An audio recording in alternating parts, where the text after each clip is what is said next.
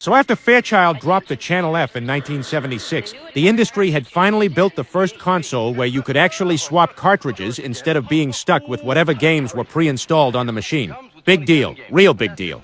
However, Atari's watching this happen and going, oh no, we gotta move, and fast, like an arcade racer. Or a blue hedgehog we'll get to in future. Anyway, the problem is, Nolan Bushnell, the Atari guy who was already rich off Pong, doesn't have the money to build a whole cartridge console. So in '76, he sells the entire company to Warner Communications for $28 million just to fund his own brand new console. He sold his own company to build an even better one. That's like selling your car to buy a nicer car you don't even own yet. The console that would drop would be one of the most important projects in gaming history. It was codenamed Stella, after some engineer's bicycle. Real professional naming system they got going on there.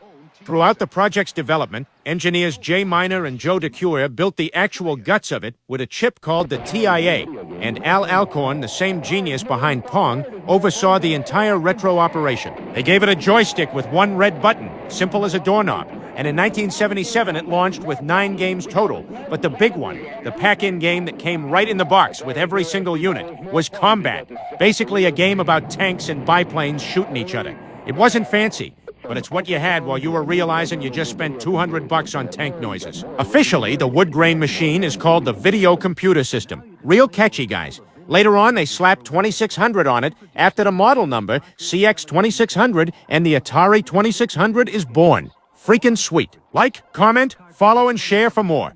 Part 7 of our main series is coming.